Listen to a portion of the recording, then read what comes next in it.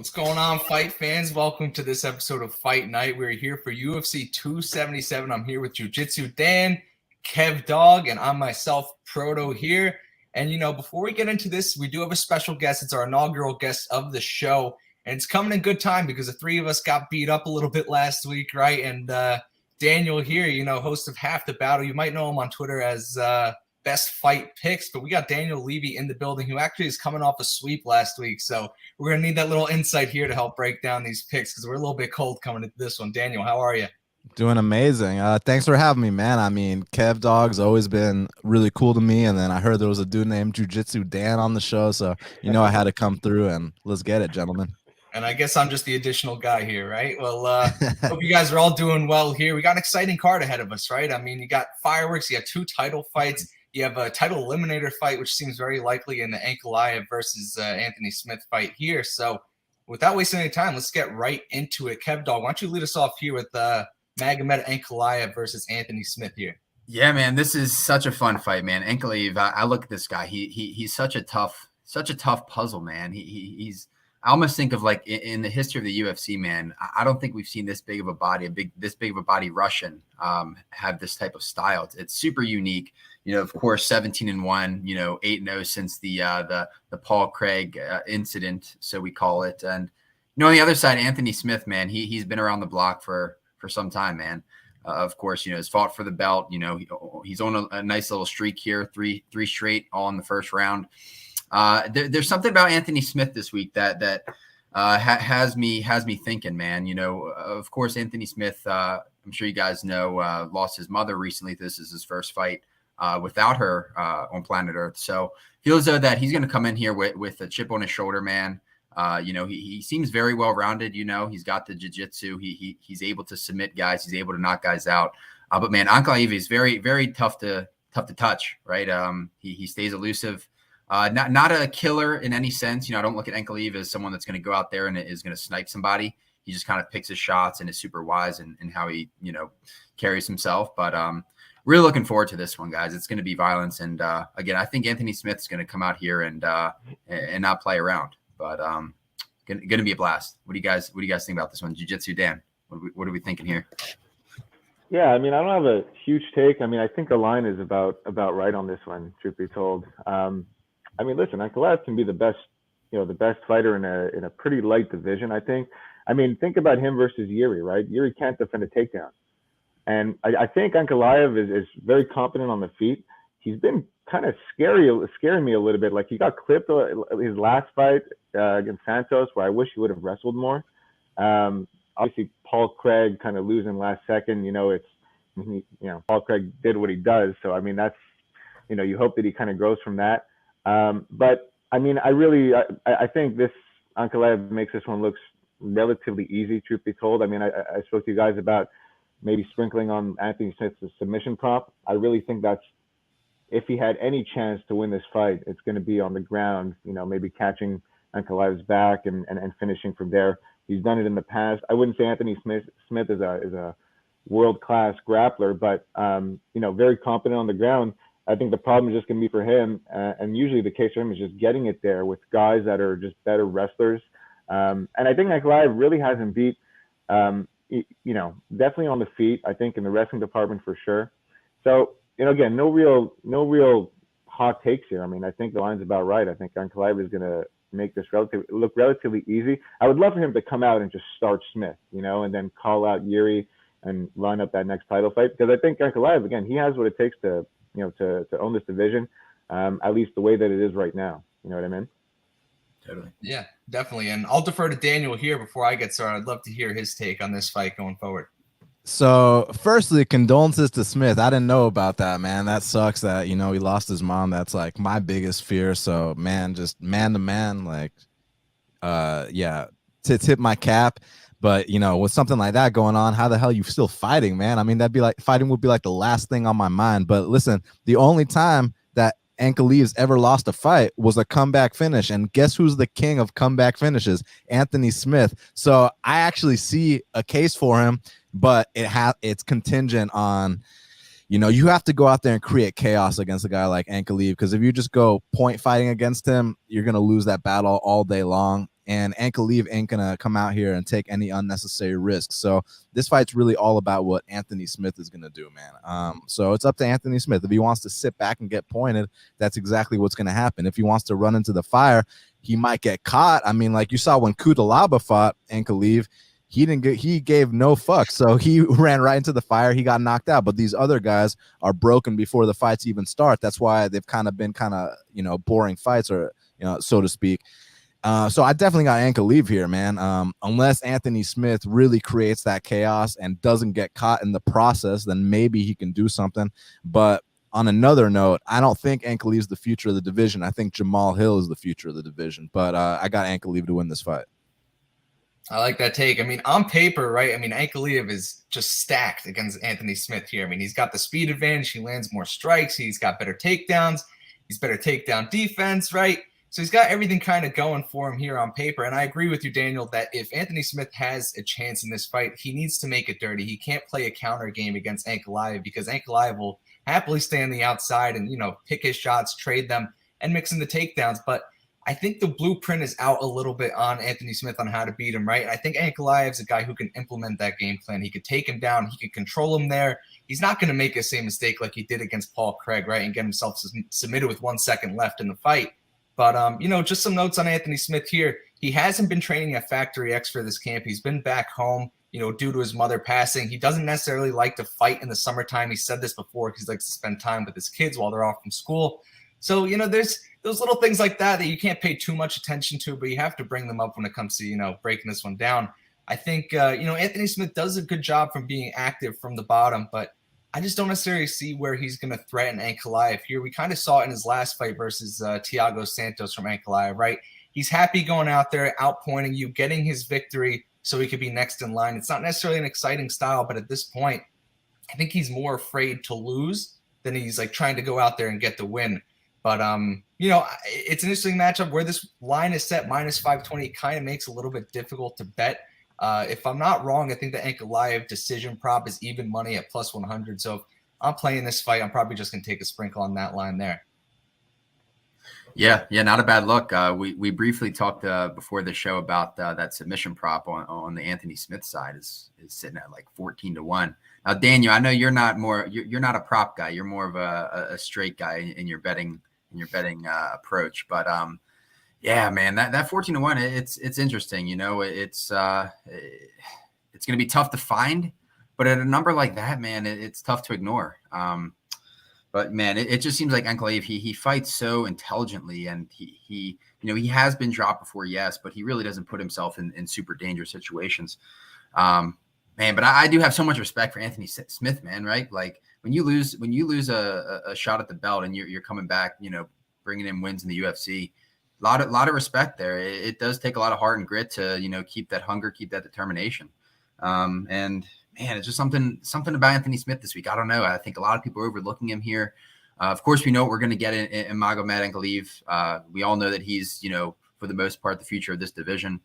But man, this is going to be a fun one, guys. It's like a now or never situation for Anthony Smith, right? This is his last true run at the top. So cannot wait. And what a way to open up this main card.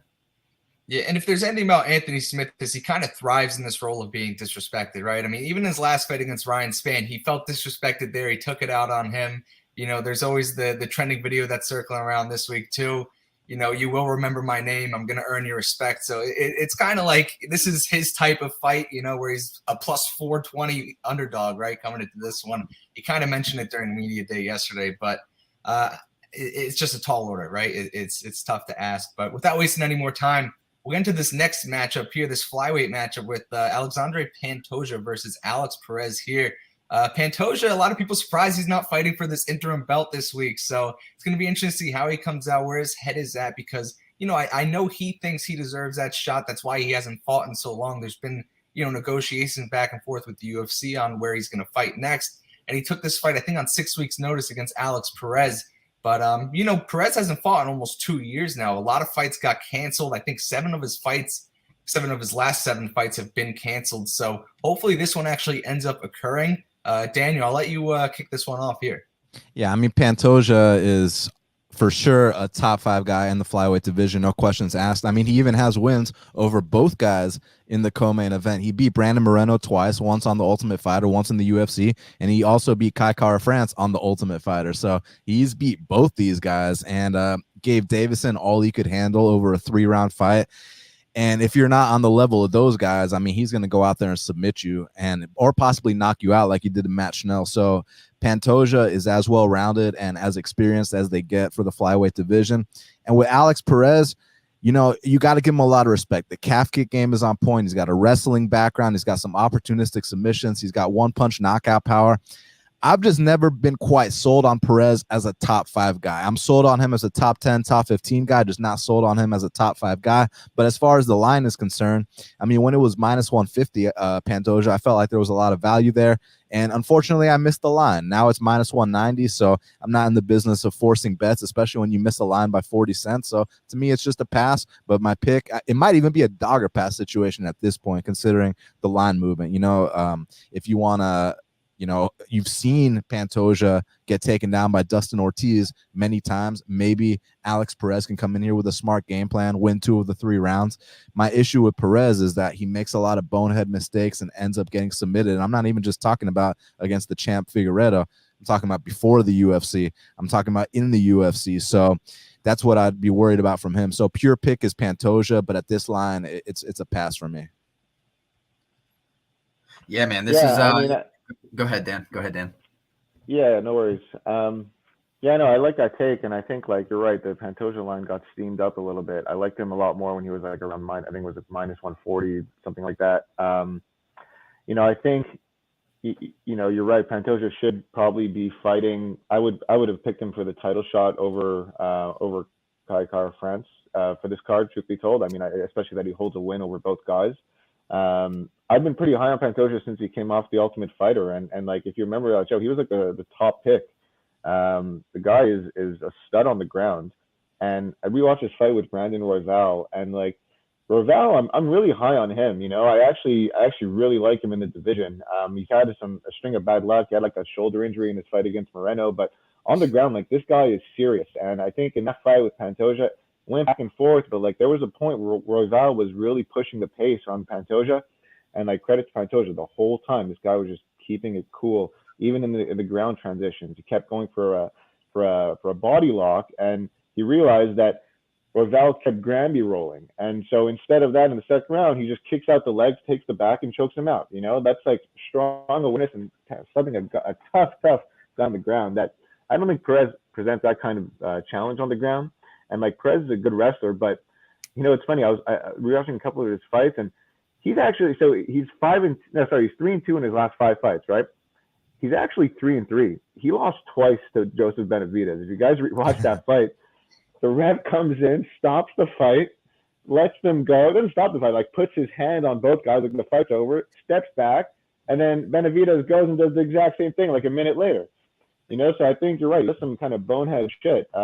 It's one of those things where Perez, we haven't seen it for a while. His last fight came against, you know, Figueiredo. So it makes sense that the UFC wants to put Pantoja up against someone that's, you know, right there, just, you know, just fought for the title to make the case for, you know, I mean, this is a clear sort of title eliminator. But yeah, I know I like Pantoja. I think he can get the finish here too. I think he makes it look impressive here. We'll see. You know, again, I think Perez is only 30 and coming off like almost a 2-year layoff. You know, I think you're right in that age gap where I think a lot of improvements can be made. So we might see a good sort of wrestling dominant game plan. And maybe he does take Pantoja down. Like I was telling you guys, I think Pantoja sort of turned the corner his last few fights. You know, I've been really impressed with him. So I think I'm siding with him. Probably take a submission prop for him as well. Yeah, I mean, two high octane guys, right? You know, there's just a few unknown variables on both sides that I'm having trouble, you know, laying any money on. Obviously, on the Perez side, you had the layoff. Of course, you had all the cancellations in fights there. But you know, ring rust is real, and you know, when you go in there and lose a shot at the belt, you're on a 2-year layoff. Maybe he's getting better. Maybe we see a fantastic game plan. He comes in here and you know, wants to take this to the mat. But man, you know Pantoja in those scrambles, man, in those grappling exchanges on the mat. It's a sight. It's a beautiful sight. But on the Pantoja side, man, you know, after his previous fight, he had a pretty gruesome knee injury, had insane surgery. I believe it was an ACL, something in the ligaments. And man, you got to think that maybe there's a chance that he loses a step here, man. I mean, he's, you know, 32 years old, so he's still at that age where it's young enough. But you know, the surgery was, you know, within the last year. Of course, he probably had a nice, you know, 8 to 10 months worth of rehab. But yeah, and then on the Perez side, you know, this is more of a psychological thing, man. It's like if you go in there, you lose the belt again. How much hunger is left in the tank there, man? It's you know, it takes a lot of determination, a lot of hunger to come back here and put on a quality performance versus a top 5 guy in Pantoja, man. And you know, the fact that he has, you know, 2 wins over Moreno and a win over Kai France, it's pretty cool to see, especially at this point in both of all their careers. So yeah, this is a no bet for me. I'm kind of with you guys, you know, where that line was at the -140. It's just a different story now that it's now at the -180 range and could potentially go up to that -200. Wouldn't surprise me there. But, you know, on the Perez side, you know, I watched his tape and, you know, of course he has that nasty calf kick, right? He has those nasty leg kicks and all that good jazz. But there's something about the hands that it's unique. You know, I feel like when he throws with his hands, it's not really to land. It's more or less to set up his kicks, to set up those takedowns. So in regards to the feet, I think Pantoja is probably going to have the advantage here. But yeah, no, I fully expect a scrambling, you know, whole mess here where maybe Perez gets caught in a submission or maybe Perez finds a way to control Pantoja on the mat. It's going to be tough, but, you know, going to be a fun one for sure. You know, I think the winner of this fight should get the next shot at the title. Of course, just depends on Figgy's deal, when he's coming back, if he's coming back, who knows? But, yeah, going to be a high electric fight here, and can't wait for it. Yeah, and I haven't seen this point floating around at all. I thought I would, but just found this a little bit funny that none of the fighters that Alex Perez has beaten are still in the UFC right now. The only active fighter that he's fought that's still in the UFC is Figueiredo. So I just had to throw that one out there. I found that one pretty unique. Obviously, it doesn't mean much, but you know, Pantoja, he's one of my favorite fighters in this division for a reason. He's always putting forward exciting fights, right? And no one pushes a heavier pace early than he does. And Kev, you mentioned that he's coming off a knee surgery, right? His one knock in the past has been his cardio. So if he's coming off a knee surgery, you have to wonder maybe, you know, where exactly is that cardio out? And someone that pushes a pace like Perez coming back at him, you know, he's going to need that cardio if this goes to the second, the third round, because Perez is always moving forward. He's got really fast hands. If he works in those takedowns, you know, there's a chance that he could grind this one out to a decision or something like that. But you know, Pantoja is just one of those guys where at any given moment he could end the fight. I mean, he jumps choke so quickly. We saw how lazily Perez ended up into Figgy's guillotine attempt there, ultimately finished the fight. And, you know, it's a weird dichotomy here because Pantoja is reckless on the feet.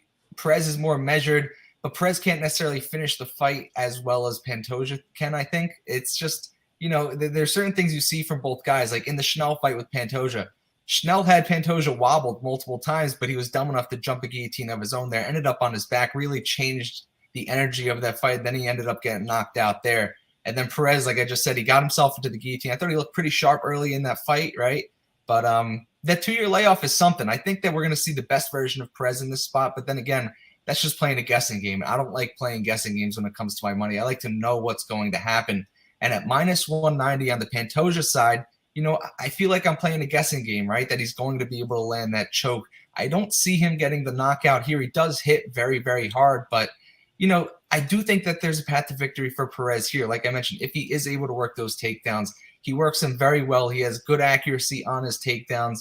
And, you know, if he could stay out of the danger of the chokes and submissions on the ground, which is a big ask, you know, I think he could get the job done. But, you know, there's just a lot of big ifs in this fight where it comes to, you know, am I going to lay -190 and take +160? I kind of agree with Daniel here that if you're going to play this at this current line, you almost have to take a stab at the +160 on the Perez side. But that's not to take anything away from Pantoja. I think he's a fantastic fighter. This 6-week camp could also factor into that cardio factor as well. So, you know, a lot of question marks here for me. For that reason, I'm just going to watch this one as a fan because I don't even know. Usually I have a good pulse if it's going to go under or over. I don't know with this one because if these two guys depends on who's going to be leading the dance here, whether or not that fight goes a distance or not. Yeah, and Pantoja is incredibly tough, man. If I'm not mistaken, his entire career, he's never been finished. He's never been knocked out or submitted. No, he hasn't. So, I mean, you know, again, I don't look at Perez as a guy that's a bona fide finisher, right? I think that if he does find that path, it's just, you know, controlling those minutes, pointing on the feet there. And, the decision prop on the Perez side is at plus 330. I think that if you were leaning the Perez side, I feel like that's the look. Again, there is that factor. Okay, maybe Pantoja with the knee injury, he slows down, maybe second, third round, Perez just kind of takes over and chews up that front leg. But yeah, I mean, the Perez by decision isn't a terrible look. But yeah, there's just so many like unknowns here. That really there could be anything here. I think Pantoja could find a knockout submission. I think Perez could find a decision. It's I think so this is gonna be a fun one. Can't wait for it, and really looking forward to breaking down this next one. Yeah, I mean, speaking of knockouts, this next fight, right? Derek Lewis versus Sergey Pavlovich. I'm gonna actually lead the dance here because I like Derek Lewis in this spot. I know I mentioned it. He's the underdog right now at plus 115. Not to toot my own horn or anything, but the last 4 Derek Lewis fights, I have nailed each one on the head. Starting with the Curtis Blades, I got Derek Lewis at plus money there. I laid the juice with Cyril Gane. You wind up getting him at plus money against Chris Daukaus, right? And then Tai Tuivasa in the last fight where he just, he blunged Lewis in that second round until Lewis ultimately crumbled. But it's an interesting path here because, similar to last week with Chris Curtis, I mentioned that I can't help but get Andre Fiallo out of my mind when I think of Chris Curtis, right? And I mentioned as well that, the correlation doesn't equal causation. But in this spot here with Pavlovich, he reminds me so much of Chris Daukaus, right? And the fact that they're pretty one-dimensional guys. But other than that, they're both coming off KO wins versus Shamil, right? Coming into this fight against Derek Lewis. And now they're both the favorites because of it against Derek Lewis. But Derek Lewis is a dog. I think a lot of people are sleeping on him. He's still top 5 in the division. I mean, look who he lost to his last time out. It's Tai Tuivasa, the guy's number 3, fighting in the title eliminator fight. He's a true brawler when it comes to the heavyweights. And Pavlovich isn't that type of brawler. I mean, he uses his length well. He's got a good arsenal of punches. He mixes things up a little bit when it comes to his punches. But other than that, I find him to be very one-dimensional. I know he comes from a Greco-Roman background, but we've yet to see any of that in any of his UFC fights thus far. I mean, one time he got taken down was by Alistair Overeem. He got held there until he ultimately, crumbled under his ground and pound pressure and, got the TKO loss. But, I just think that there's not much coming back from him. He doesn't throw leg kicks. He doesn't work the body at all. He doesn't mix in the wrestling. And I think against someone like Derek Lewis, it's a pretty easy puzzle for him to figure out. And, Lewis isn't afraid to play the counter game. And someone like Pavlovich, if he leads the dance, trying to get those punches off, I think he could get hurt with something coming back. I mean, Lewis, he mixes it up. He'll throw some leg kicks. He'll throw the high kicks. He might even throw a roundhouse. He might throw in some takedowns. So I like the Lewis side here at plus money. I think a lot of people are giving Pavlovich a little bit too much love here. I mean, just looking on paper, he doesn't really have many advantages. I mean, he has the speed advantage, he has the reach advantage, and he lands more. But other than that, I mean, I give the power advantage to Lewis. I give the wrestling advantage to Lewis. I give the kicking advantage to Lewis. He gets hit less. He's got more takedowns. So there's a lot to like on the Lewis side. I think at 37 years old, coming off a loss, there are some questions to ask yourself. But this guy's fighting in Texas. I know it hasn't gone well for him, but if there's ever a spot for him to get that coveted win in Texas in front of his hometown fans, I think this is the one. And at plus money, it kind of makes my decision a little bit easier. The Black Beast, man, he's such a pleasure to watch. I mean, he's knocked out so many guys, most knockouts in UFC history, second most wins in heavyweight history behind the great Frank Mir. Man, he's just so fun, man. You just never know. It's just like that don't blink mentality, man. It's just only takes one. And, I think we can all agree that Derek Lewis is probably one of the hardest hitters we've ever seen in the UFC. So, to see him still, fighting these top guys is a true pleasure, man. I look at the Pavlovich side, he very unique style. Of course, he's going to have a 5-inch reach advantage in this spot, which I think may play dividends. But, he has a very composed, very sound style where he's not very similar to Ankalaev in a sense where it's not that aggressor, right? He's more of that passive striker waiting for his opportunities. And, to me, Sergey is still so much of an unknown, right? I mean, he came off that 2.5-year layoff, knocked out Shamil, put as many stock into that as you want. But man, I just don't know, man. I don't know. I've been going back and forth with this and, I think one take that I can mention is, I think a lot of people think that this is going to be an absolute firefight from the jump, right? Two big heavyweights, two hard hitters. But, both guys are more counter strikers to the core, right? I mean, both guys aren't going head first, pushing forward. So, the over right now is 1.5 at plus money. I think that's a really, really good look. I mean, unless Lewis, there's always that chance Lewis finds that clip, finds that button in the first round. But, both guys, again, are so passive. Pavlovich is going to kind of just stay around the ring and pick his shots there. A spicy one that I talked about briefly is a Derek Lewis by split decision at 25-1. I don't know. It's just so hard to ignore. So gross. I know. In Texas, man, it just feels like he's destined, man. It's his 25th UFC fight. Gosh, he can't go out of the UFC without a single win in Texas, man. It would just hurt my soul. And I'm kind of there with you, Matt. I think Lewis has a path here. Of course, he's got all the experience. He looked, like you said, he looked really good on the podium this week. So, but yeah, Pavlovich, again, is just still such an unknown to me, man. I mean, look, maybe that 2.5-year layoff, he really improved his game and, of course, knocked out Shamil, and maybe we could see something completely different we haven't seen. But yeah, he's just so lower volume for me. I feel like this is going to a decision. I just, both guys just too passive for my liking, and gonna be fun. I'm rooting for Derek Lewis at heart, though. Dan, what are your thoughts here? I want to know what Daniel has to say on this one. I'll go next. Go Beans. Well, firstly, props to Proto on calling those last 4 fights correctly. That's very impressive. It's mostly luck. You said what now? Mostly luck. Okay. Well, hey, luck is involved in this game, so I'll take all the luck I can get. But I gotta disagree with you on the Chris Daukaus comparison, man. I mean, Chris Daukaus is a dude that weighed in 235 pounds for the Lewis fight. He's a guy that's talked about dropping to 205. You'd have to cut off Sergey Pavlovich's leg to make this dude drop to 205. This is a dude that is going to weigh in 255 to 260 pounds, 6'4" with a 84-inch reach. That's like a John Jones, like Stefan Struve type reach. So this is like a real grown man heavyweight, not a dude who's on the fence of dropping to 205. So I see it a little bit differently. Now, obviously, with Derek Lewis, the UFC KO king, he can KO anybody. And I see this as a spot where you take whoever the underdog is. So a few days ago, I took the younger, fresher fighter at dog odds and Sergey Pavlovich. But now where the line is, now it's a Lewis or pass situation. As far as Kev's point with the decision, as funny as it sounds, Derek Lewis is actually undefeated when fights go to decision, as crazy as that sounds, considering his style. So I see that, but my whole thing is when the side you're picking outright's the dog, why get cute? Just take the dog odds and move on. But I already moved in on Pavlovich at plus 100, so I think that he's going to be the minute winner here. Just don't get knocked out, buddy. That's the big thing, right? And it's a big ask. It's a big if, because we know what we're dealing with. With Derek Lewis, he'll just chill, and then he'll kill. So, whenever that black beast blitz goes off, that bodies tend to hit the floor. So Sergey Pavlovich has to be wary of that. But I think he combines his punches to his kicks really nicely. I think he's got a lot of confidence. He's training at a really good camp in ATT. He's got good people behind him. So I'm going Sergey Pavlovich, and I got him at plus 100. Yeah. Do any of you guys know why he was off for so long?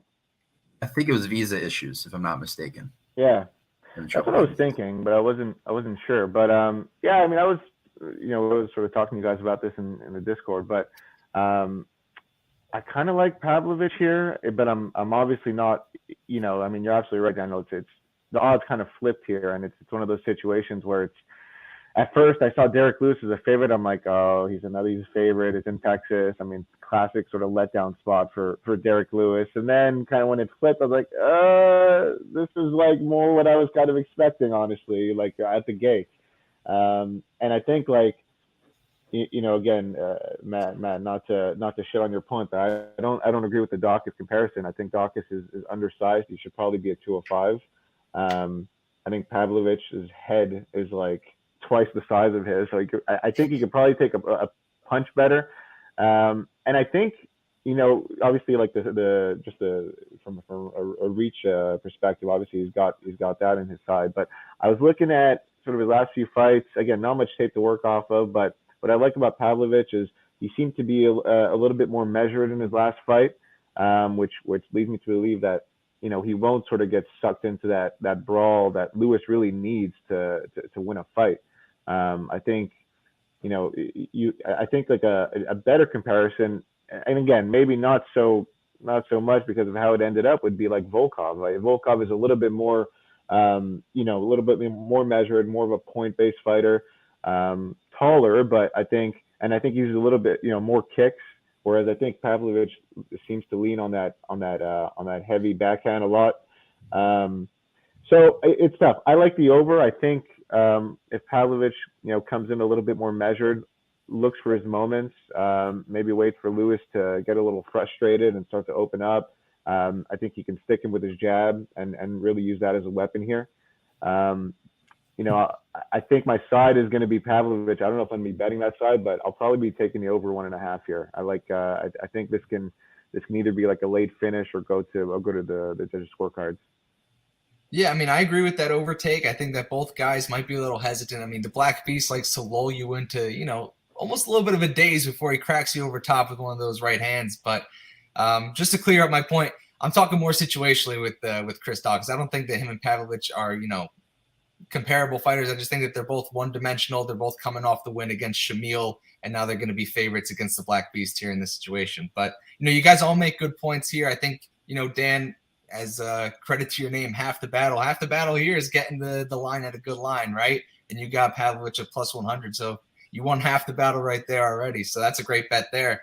And it's definitely gonna be interesting when heavyweight fights are always pretty much a coin flip. So this line is pretty close. I think it's pretty spot on here.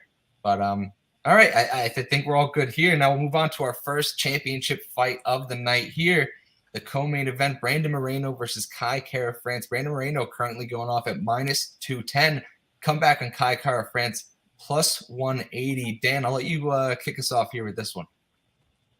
Yeah. I mean, I love this fight. I mean, especially that these guys fought once before a few years ago, and I think both guys have really grown since that. I think Moreno has probably fought the stiffer competition, obviously, since these guys last fought, and what you get with him is just like insane durability. So it's like, I think the fact that this is 5 rounds really favors him. I saw that I think he changed his camps coming into this fight, if I'm not mistaken, right? Yeah, so, he's with Glory MMA. Yeah. So, it'd be interesting to see what he does differently from the first fight. I mean, again, in the first fight, he essentially beat Kai Kara France where he's at his strongest, so on the feet. I mean, there was not much grappling in that fight. He put a great pace, and you saw towards the later rounds of the fight that Kai was kind of slowing down a little bit. And Moreno, I mean, I think since then has just really improved leaps and bounds. So I actually think a finish here is very possible. I actually think we can finish him on the feet. Truth be told, Kai is. You rarely see at this weight class, guys sort of flatlining, fighters the way that he does. So, he truly is talented, with his hands and feet. I think, on the ground, probably not so much. Conventional thinkers would think that Moreno would probably easiest path to victory would be getting this to the ground. But I think that the sort of Mexican fire in him is gonna, we're gonna see these guys sort of stand in front of one another. And, again, these guys have been around each other for a long time, right? They were on The Ultimate Fighter way back when.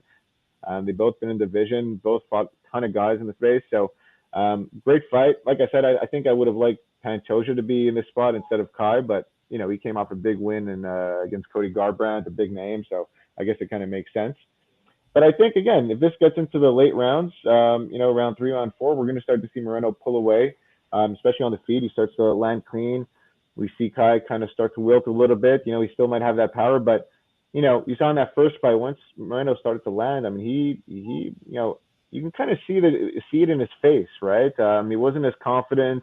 He wasn't moving as well. And I think Moreno is going to have the answer to him pretty much anywhere this fight goes. So I think I would have loved to bet this earlier in the week. I think now it's at like the minus 220 on Bet Online. That makes it pretty tough for me to touch. And again, it'll be tough for me to like throw Moreno into a parlay because Kai does have good power, and as durable as Moreno is, we're talking 4-ounce gloves here. So I don't know if I'll be like parlaying Moreno anywhere. I'll probably take him inside the distance. I think that's that's a good spot. Whether it be the sub or the finish on the feet, but I like Moreno. I think good spot and sets him up for a nice fight with either Pantoja or maybe Figueiredo. Yeah. I want to start off by talking about Brandon Moreno, man. When you get cut from the UFC and you come back to win a championship, like that's like such a beautiful story, right? Like I have so much respect for that man. The grit. I mean, so incredibly tough. That Mexican spirit. It's just a truth to behold. This is a really tough matchup to break down for me, man. Of course, we haven't seen Moreno, versus someone other than Figgy in some time.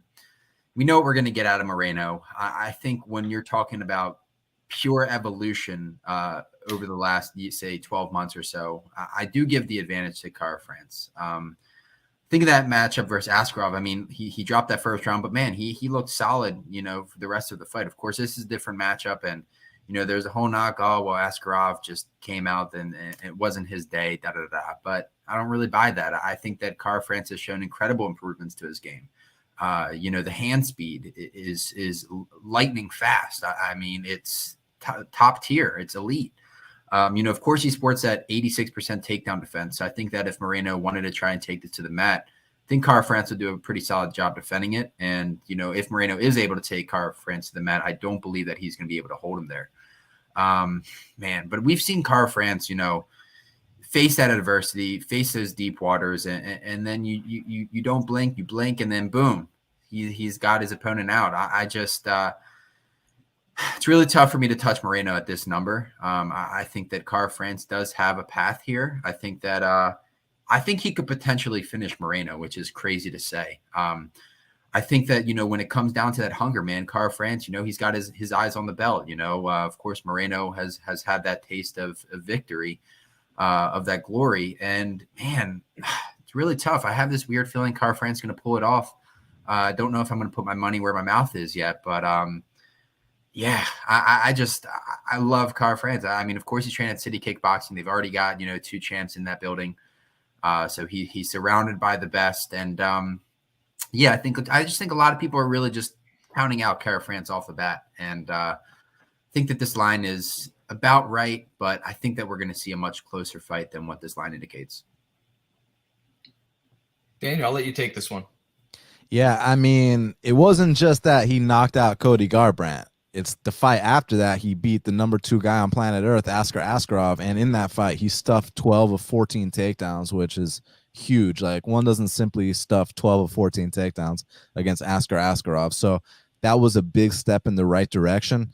And like, y'all saw the kind of balance he showed on that takedown defense, man. Yeah. He was like up in the air like BJ Penn and still wouldn't go down. So that was really badass to see. He's made a lot of improvements, because my criticism for Kara France was always that, you take this guy into deep waters and you get gritty with him, tends to, not necessarily check out. Like, we're not talking about Amanda Nunes tapping out to a choke that's not even locked in, but maybe the output kind of wanes a little bit, right? Maybe, you watch that Pantoja fight when things got tough in that second and third round, Pantoja really took over. Even the Paiva fight, man, like I felt like if that fight wasn't in New Zealand, Paiva's getting his arm raised that fight. But I think that Kara France has matured a lot since those fights. And, you talked about City Kickboxing. One thing that those guys are really good for is their feinting game. They get their opponents so mesmerized that they really have no idea what's going to come at them. Look at Volkanovski. I think he's the best feinter in MMA. And with Kai, it's all about that overhand right. He'll set it up, whether it's the feints, the calf kicks. But once he gets off on that overhand right, then it leads to, the other combinations in his game. So he's a dangerous guy, man. And the way that he could win rounds here is Moreno could be out-voluming him. One knockdown could steal the round for Kara France. So I've seen them fight before, and Brandon Moreno clearly won. So I do kind of lean Brandon Moreno, but I mean, it opened -160. -160 and -235 are 2 completely different lines. Like when we're talking -235, You know, I want it to be like the way Krylov handled Gustafsson last week. I don't want someone to edge out a decision. So if I'm picking Brandon to edge it out, but minus 235 is not the line of edging it out. So this is a dogger pass situation as well. Yeah, no, I agree with that. 235 is a tough line. I'm seeing 210 on DraftKings. That's the book that I play on. So, you know, I don't think that's a crazy jump. You said it opened at 160, Daniel? Yes, sir. So that's probably what, like a 5% difference in probability. So, you know, I think Moreno, like you mentioned before, Dan, he beat Kai Kara-France at what he's good at, right? He stood with him. He outlanded him. You know, he did more damage than France did in that situation. I think that he's the faster striker, contrary to what you said, Kev. I think France obviously holds the power there, but I think that this gym change for Moreno it's a lot bigger deal than most are making it out to be. I mean, he's training under the tutelage of James Krause now at Glory MMA. And there's one thing that Krause always hammers down. You know, I listen to his podcast from time to time. And, you know, if you've tapped in lately, he's going off about poor fight IQ and poor game plans from coaches. Like, if you have a path to victory, why aren't you taking that path? Like, I know he referenced, obviously, the Sean Strickland fight. That's a different story. But then he referenced, what was the heavyweight fight a few weeks ago? This Jared Bandera versus Chase Sherman. Didn't attempt one takedown there. And, you know, I do think Moreno has a very, very wide disparity in skill on the ground if he takes it there. And I really expect him to. He really didn't wrestle much with Figgy his last time out. But the fight before that, he wrestled. He ultimately submitted Figgy. He went to his strength there on the ground, and he got his hand raised. The other time he didn't get his hand raised. And, you know, credit to Kai Kara-France for stuffing all those takedowns from Askar Askarov.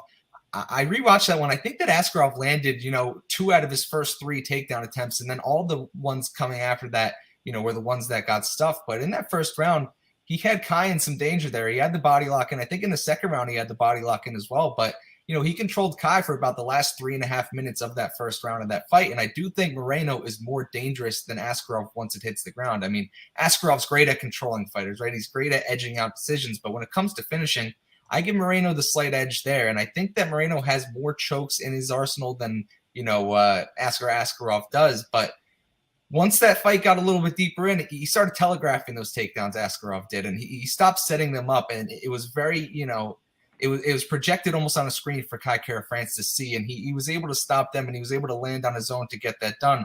But, you know, I think Moreno does a good job of mixing everything up and then leading into his takedowns. I really expect a big part of this game plan to be get this fight to the ground and try to submit Kai Kara-France, because we have seen Kai Kara-France get submitted before.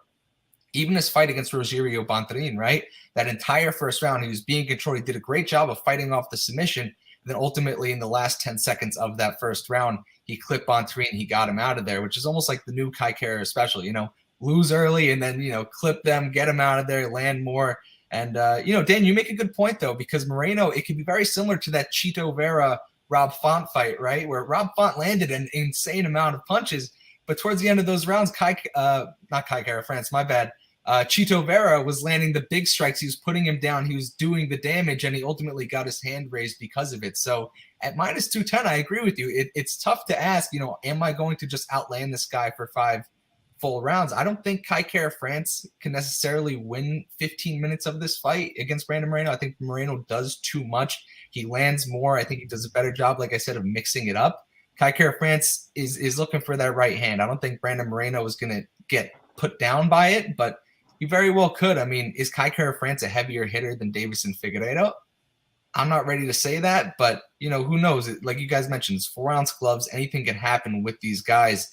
And, you know, Daniel, I was watching your video yesterday. You know, you were breaking down this fight, and I just got to say, I got to hear you say the name Davison Figueiredo, because it's like a thing of beauty when you say it. It rolls off the tongue so nicely.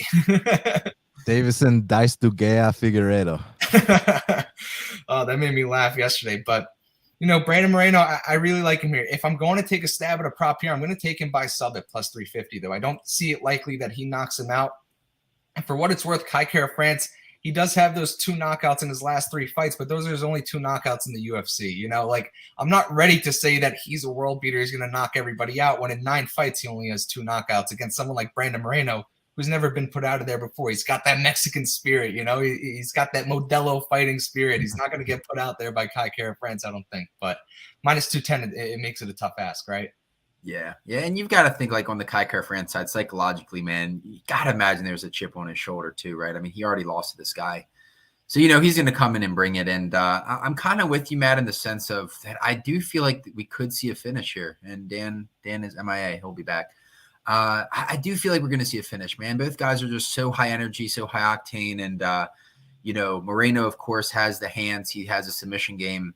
I think he has 11 or 12 submissions out of his 19 wins, professional wins. So that's something to behold, man. And like you said, man, KKF has been submitted before.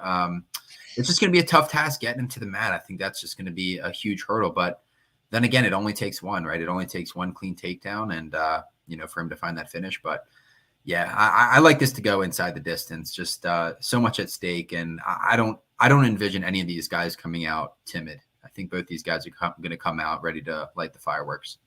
Yeah, I mean, it's going to be a great fight. And we got Dan back. But, before we get into this main event, we also have to do our little commercial break for KOD Media. Our guy Jigga behind the scenes does it all. Check out all this stuff he's got going on for KOD Media.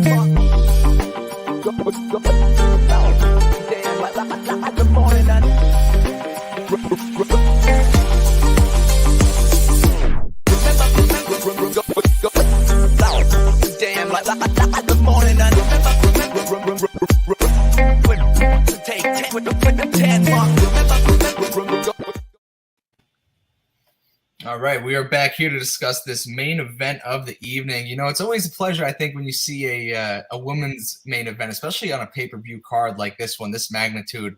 And I don't think that there's a better fight to be the main event here than Amanda Nunes versus Juliana Pena, number 2, round 2. This is just an exciting fight all around. I mean, Juliana Pena really put forth some performance the last time out. And I do have to give a shout out to my girlfriend, Nicole, because in the last fight, she watched the walkout. She doesn't really watch UFC much, but she watched those walkouts, and she said Juliana Pena is going to win this fight at plus 850. She got the call right while I was there holding Amanda Nunes as the last leg of a parlay ticket. So, that one crushed my hopes and dreams. But, she has Amanda Nunes in this fight, if that's worth anything to anybody. So, it's definitely an interesting line here. Amanda Nunes minus 275. She went off at minus 1,200 in the first fight. The comeback on Juliana Pena plus 230. I'm going to let our guest Daniel kick this one off because I know that he is on the Pena side. I saw him tweet out before. I believe you got it at a much better number than it's being offered right now, correct? I got it either plus 240 or plus 245. It's on my Bet MMA tips and on my Twitter, so y'all can check that. But okay, so first time they fought, I had Amanda Nunes because I was under the impression that there's no woman on planet Earth that can take these shots, and they're all broken before the fights even begin. And with Amanda Nunes, basically her run of dominance was to the point that, I fell into that same trap, kind of like with Joanna Jędrzejczyk back when she was champion, back when Anderson Silva was champion. Just that aura of invincibility was too much. But you tend to learn that these people they're people too. They're human as well. And we learned that in that fight. And it's honestly like we relearned that because it happened back in the day against Kat Zingano. It happened back in the day against Alexis Davis. It's just because of her run of dominance, we kind of were like, well, maybe she leveled up mentally, and maybe that just wasn't what we're dealing with today. But the reality of it is that you look at the people that she's fought, and none of them were able to stand up to the bully. Cyborg tried to stand up to the bully, but Cyborg couldn't take the shots required. Raquel Pennington tried to stand up to the bully, but Raquel Pennington couldn't take the shots required. Megan Anderson, I mean, y'all know the famous little clip of her walking into the arena ghost-faced. I mean, she was broken before the fight even began. Then you got people like Felicia Spencer who were more content to just survive than they really were to try to win the fight. So none of these opponents had the goods to beat her. And the reason that Juliana does and did is because Juliana, as we learned, has an iron jaw, can eat the shots, and is undeterred. I mean, she literally went toe-to-toe with Amanda Nunes in that second round and was unfazed by what was coming back at her. She stood up to the bully. And we saw when someone stands up to Amanda Nunes, she doesn't like it. So what makes this different than Anderson Silva losing his belt? When Anderson Silva lost his belt, we all made excuses. Oh, he was playing around with his hands down. He underestimated Chris Weidman. There was still this aura around Silva even when he lost. We were like, oh, there's no way he's going to lose that rematch. And then he lost the rematch even worse. Like, I know people only remember the leg break, but in round one, Anderson got dropped. The Joanna fight, there were all these excuses about, well, she had a bad weight cut. That's why she got knocked out by Rose. And then in the rematch, Rose beat her over a 5-round duration. So historically speaking, when long reigning champs lose their belts, they don't tend to get them They don't tend to get them back. The only ones that have gotten them back is like Randy Couture. But if you see how he lost the belt to Vitor won via 49-second eyelid cut.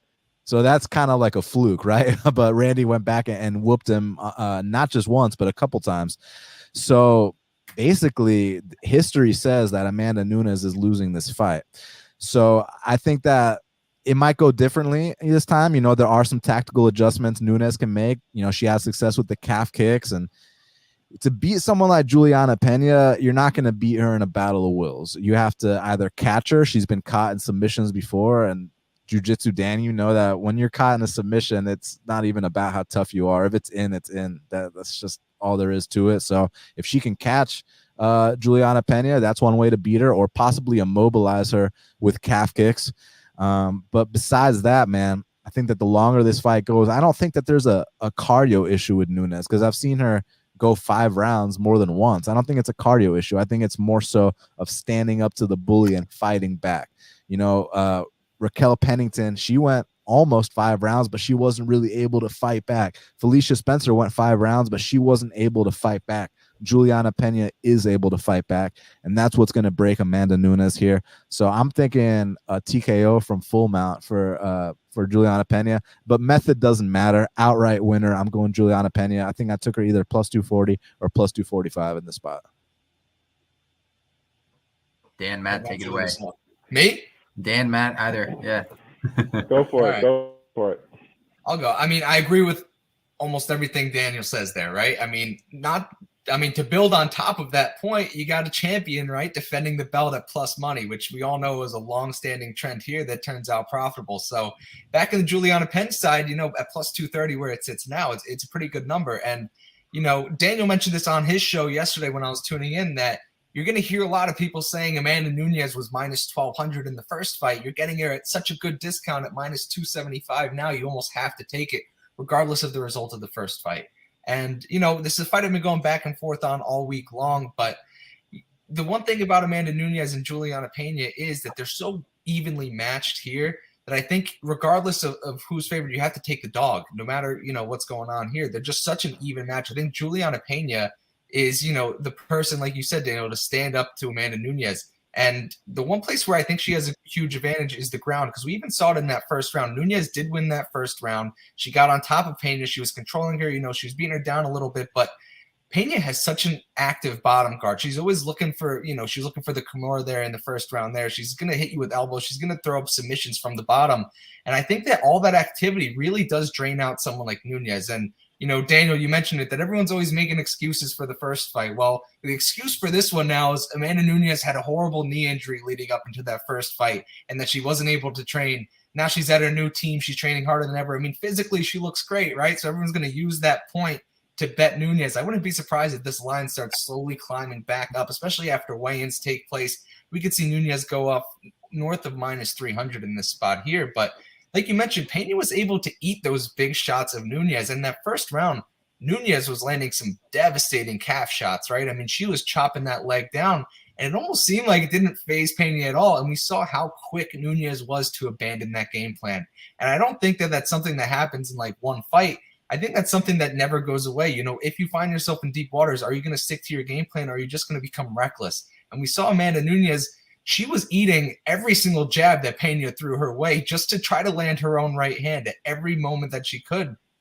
And, as great as Nunes is, she has that power. But if she's not able to knock you out or intimidate you before the fight starts, it's a little tough for her to get going. And I think if this one stretches into the third, fourth, fifth round, that's where you see Pena is going to get a little stronger and stronger. So if Nunes doesn't get the job finished, I think in the first round here, there's going to be, she could start off strong like she did the last fight. There might be even a live bet situation for the Pena side here in between rounds. But, I think at this plus 230, it's almost too good to pass up, especially for a defending champion. And in the manner that she did, it wasn't a fluke win.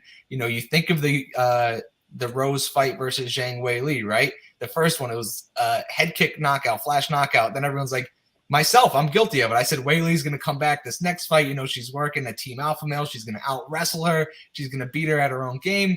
And it just didn't happen. So, all these narratives tend to float around in these rematches. And I don't think I'm going to buy into it this time around. At plus 230, I almost just have to take a stab at Pena here. JewJitsuDan. Yeah. Yeah, no, great takes. I mean, I'm on the Pena side also. I think looking at, I mean, you guys all made amazing points. I think looking back at the last fight, I think the difference is that, that first round, I mean, Nunes was, she was like chopping her down with leg kicks. I mean, she was hitting her with shots. Nothing too crazy that would, that really sort of dropped Juliana. But I think a lot of the time she was like kicking her legs out from under her, really heavy leg kicks. And I think the biggest difference was that when Juliana was on her back, she just wasn't staying there. She kept wrestling up for single legs. She kept kind of, looking to get deep half, but just kept moving around. And it's in grappling, I mean, that tires you out. That tires the person on top out, just because you got to deal with that activity. I think where, we've seen Amanda Nunes go into the deeper rounds, it's situations where she's either been able to stay on the feet, or situations where against Germaine Durandamy, for example, she was able to land that takedown and kind of lay and pray for the rest of the round.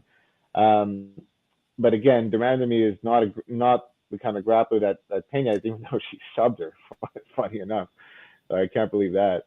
But I mean, I think in that kind of situation, we didn't see the type of activity back that we will from Juliana. And I think that's the main reason why we saw Nunes start to fade. She was kind of mixing everything up, but it's Pena just wouldn't stay still and just kept pushing forward and forward. And once you pass that 6-7 minute mark and you keep that pace up, I think that's where we'll see Nunes start to wilt a little bit, and yeah, I mean, that last fight was absolutely insane. But I think when push comes to shove, I think Pena just has more of a dog in her, and Nunes, she's and credit to one of the guys I follow, Magic M on YouTube and Twitter. Fucking hilarious podcast those guys have.